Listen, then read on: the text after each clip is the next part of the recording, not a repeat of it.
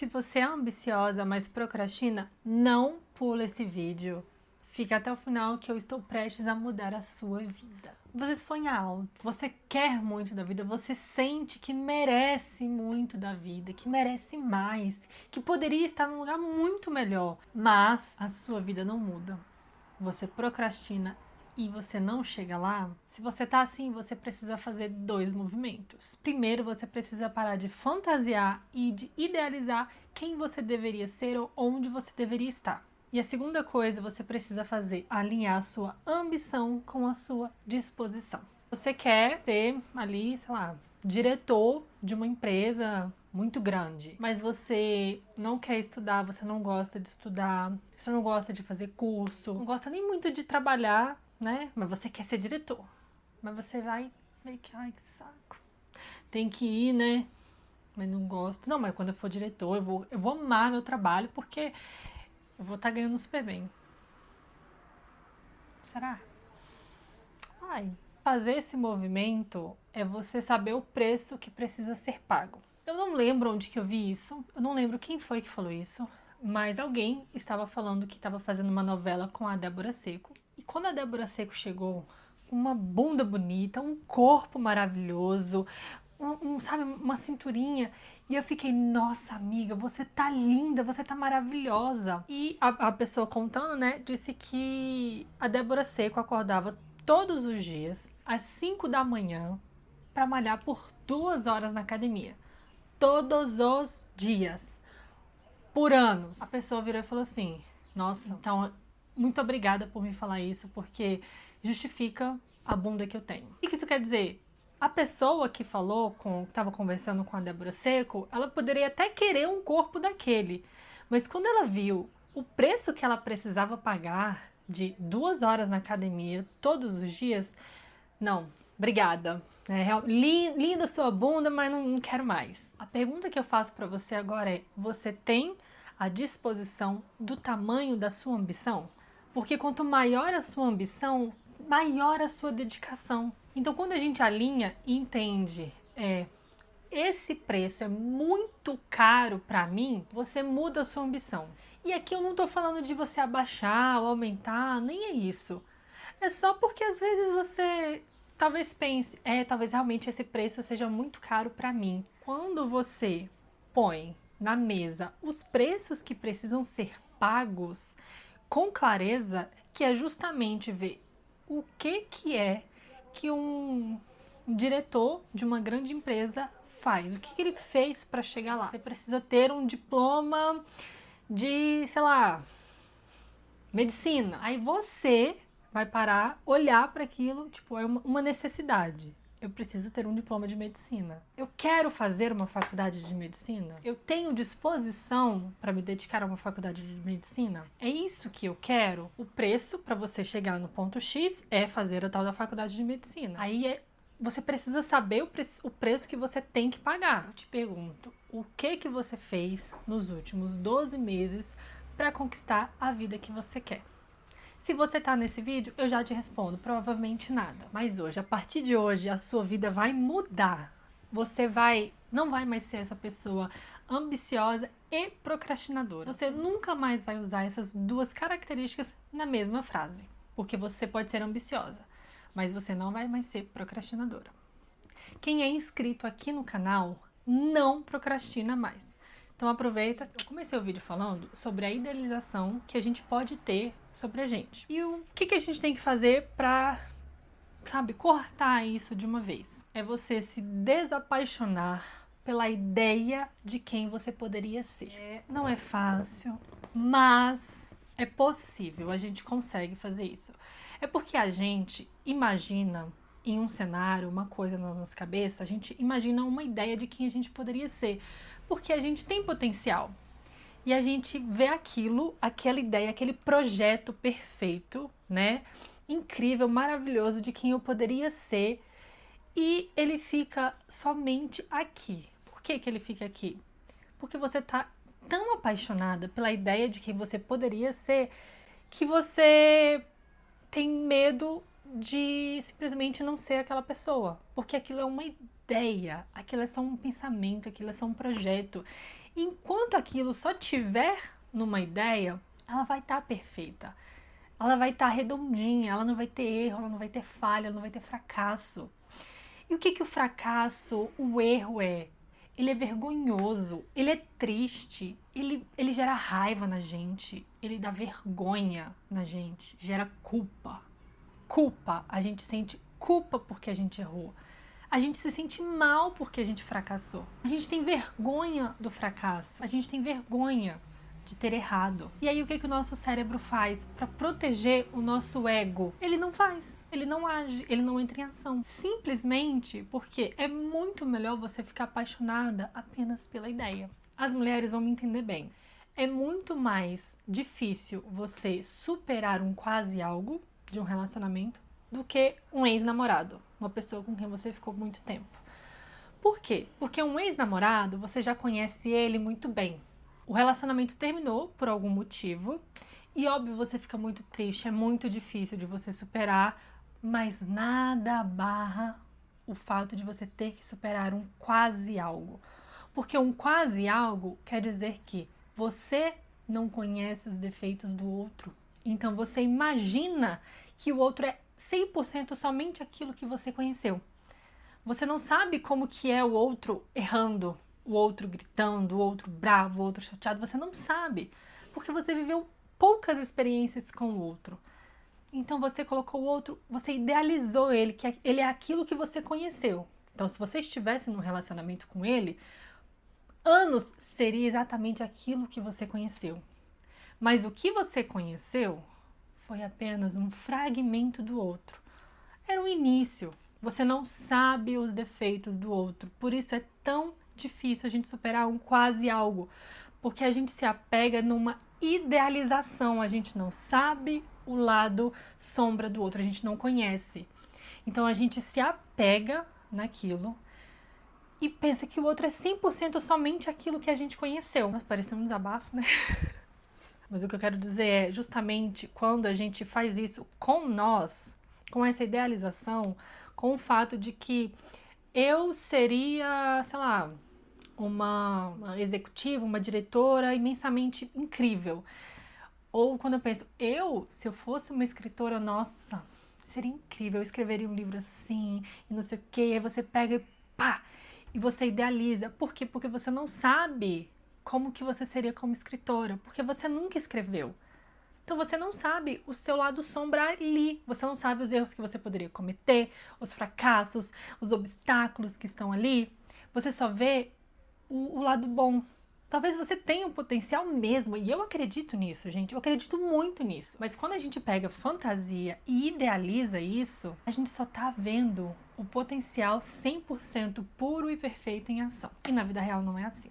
E é uma grande prepotência e arrogância você achar que você atingiria a perfeição logo no início. Aqui eu tô falando com as pessoas que são bem perfeccionistas. O cérebro, o nosso ego, ele quer proteger a gente de todos os sentimentos ruins que eles viriam se a gente fracassasse, se a gente errasse. Então ele quer proteger. E aí ele te conta uma história muito linda, que é você é perfeccionista, por isso que você não consegue concluir o seu projeto, porque você é perfeccionista. Olha só que lindo! Mas é verdade. O que está por trás disso? Talvez uma arrogância de achar que você é Deus e que se você fizesse, você faria perfeito. Mas na verdade, não é bem assim. Agora, para a gente finalizar, eu vou falar o que na prática você vai fazer que vai mudar tudo isso. Você vai errar, você vai fracassar. Mas fazer, errar, fracassar, falhar, te deixa muito mais perto do ponto onde você quer chegar do que não fazer nada. Você precisa internalizar que a falha, o fracasso, ele faz parte do processo. É assim, um projeto, você pensa, eu quero ser uma escritora, né? Eu quero escrever livros. Então, eu preciso internalizar que eu vou errar, eu vou falhar, eu vou ficar algum momento sem ideia, eu vou ficar algum momento sem escrever, alguma coisa que eu escrever pode não sair muito boa. Isso faz parte do processo. Eu sempre posso usar o meu erro como trampolim. Eu posso pensar que se eu erro, é um fracasso que me gera um monte de sentimentos ruins, ou eu posso usar o meu erro para melhorar, para ir ainda mais. Eu erro, mas o que eu vou fazer com isso aqui? Se o que eu escrevi tá ruim, como que eu melhoro? O que foi que eu escrevi que deu ruim? O que aconteceu? Como que eu estava naquele momento de escrever? Será que eu não deveria ter escrito nada ou não deveria? Você vai usar o seu erro como um degrau para você subir, ou você vai usar o seu erro, uma forma de você desistir. Você tem somente esses dois caminhos quando você começa a pensar que o erro faz parte do seu progresso. Falhar, fracassar faz parte do processo. Você precisa internalizar isso. É como se fosse um degrau. Por isso que quando a gente estuda sobre planejamento de projeto, tem sempre mitigação de riscos, porque o risco, ele existe, a falha, ela existe. Só que a gente precisa mitigar, ter formas de você saber lidar com se errar. Ah, e se o orçamento for ultrapassado? Eu tenho alguma sobra nesse orçamento? Ah, e se, sei lá, acontecer de o sistema parar de funcionar? Qual que é o processo que eu tenho que fazer nesses casos? Quando a gente está estudando o planejamento de projeto, a gente tende a estudar maneiras de contornar as falhas, os fracassos, os erros, os riscos. E assim a gente também tem que fazer na nossa vida, nos nossos projetos pessoais. Vamos lá, na prática, a gente vai alinhar a nossa disposição com a nossa ambição, que é justamente ver o preço que eu preciso pagar para conquistar o que eu quero conquistar. Depois a gente vai internalizar que falhar, fracassar faz parte do processo. E terceiro, junto ali meio que com esse segundo, você vai descer do pedestal. Você vai descer dessa imagem que você tem idealizada de você mesmo, que você é Deus e que tudo que você tocar vai sair perfeito. Desce do pedestal, abraça a sua humanidade, abraça esse lado humano, porque gente, a gente não é perfeito. A gente não é perfeito e não existe perfeição aqui. O perfeito, ele não existe, ele é inatingível. Agora, você vai pegar esse projetão e dividir em pequenas coisas. Você quer escrever um livro? Um livro assim de 20 capítulos. Então, eu vou escrever durante, sei lá, 20 semanas, um capítulo por semana. Ou 20 dias, se você quer ser muito ousado, um capítulo por dia. Enfim, é você com o seu projeto, com o seu tempo ali de dedicação. Alinhado, lembra, alinhar a sua disposição com a sua ambição, certo? Sua ambição tá aqui, sua dedicação e disposição, ela tem que estar aqui. Se ela tá aqui para baixo, é isso aqui que você vai conseguir. Pronto, você se planejou, pegou, criou um monte de microtarefas e você já sabe, tenho que escrever um capítulo por semana. É essa a minha meta, é esse meu trabalho. Um capítulo robusto, um bom capítulo, eu vou me dedicar, sabendo que sim, eu posso falhar no processo, eu posso não escrever nada durante uma semana, eu posso escrever coisas ruins, tudo isso pode acontecer porque eu sou humana. Aí eu pego o meu erro e vou ajustar. Então, assim, não escrevi nada essa semana. Putz, o que aconteceu essa semana que eu não escrevi? Foi preguiça? Foi compromisso? Foi falta de organização? O que foi? Eu vou analisar o meu erro, analisar a minha falha para entender o que aconteceu, para que se acontecer de novo, não me atrapalhe de escrever. Nossa, Anne, mas aconteceu de novo, eu passei outra semana sem escrever. Aí eu vou te dizer uma coisa, não fale 2 vezes seguidas. Sei lá, se você vai, eu sempre tenho isso na minha cabeça. Se eu treino todos os dias e eu faltei hoje, tá tudo bem, amanhã eu não posso faltar. Eu não posso. Eu tenho que explicar para o meu cérebro que tá tudo bem se eu faltar hoje, mas amanhã eu não vou faltar. Para eu continuar reafirmando quem eu sou ali. E aí você vai seguir o seu planejamento por tempo suficiente para ter um feedback. O que é um feedback? É você olhar e ver, tá dando certo? Eu tô escrevendo um capítulo por semana? Eu tô conseguindo? São bons capítulos? Como é que tá isso no meu planejamento? Será que eu tô mandando para alguém? Será que eu tenho o apoio de alguém? Será que tem alguma plataforma que pode me falar? Será que tem alguma inteligência artificial que pode ler o meu capítulo e me apontar erros ortográficos ou erros de continuidade. Você vai olhar para tudo que você está fazendo e vai ver onde você está falhando, onde você pode melhorar, se parabenizar também. Nossa, eu escrevi 10 capítulos. Caramba, eu fui de uma pessoa que não escrevia nada por dia, mas queria publicar um livro, para uma pessoa que tem 10 capítulos escritos. Parabéns! Eu gosto de você ter uma sensação de você curtir esse momento do tipo, uou, yes, eu escrevi 10 capítulos, meu Deus! Porque quando a gente erra, a gente passa um tempão pensando sobre o nosso erro. Mas quando a gente acerta, a gente vira a página rapidinho. E aí é que tá o problema. Tem que ser ao contrário. Você pega o seu erro, você só corrige rapidinho. Mas quando você acerta, você fica ali, ó. Sabe? Se parabeniza, curte o momento. Curte a sensação de, olha, eu consegui. Eu escrevi um capítulo essa semana. Ai, escrevi. Comemora, curte o momento de quando você é coerente com você mesma. Mas uma dica muito boa no dia a dia é fazer uma coisa por 5 minutos. Se você for, vou lavar a louça por 5 minutos. Provavelmente, você vai terminar de lavar a louça toda. Ou não, você lava por 5 minutos e deita. Depois você vai lá e lava por mais 5. Eu comecei na academia assim, há uns 4 anos atrás, quando eu comecei, eu fazia um aparelho e eu ia embora. Eu ficava assim com medo das pessoas olharem pra mim e pensar, nossa, ela não tá nem 10 minutos aqui e ela já vai embora. Eu ia, gente. Eu fazia 5 minutos o aparelho e eu ia embora. Eu não ficava mais. Até eu acostumar de que eu ia todos os dias, segunda a sexta. Eu deixava o meu filho na escola, eu ia pra academia. Aí eu passei a fazer um treino um pouco melhor.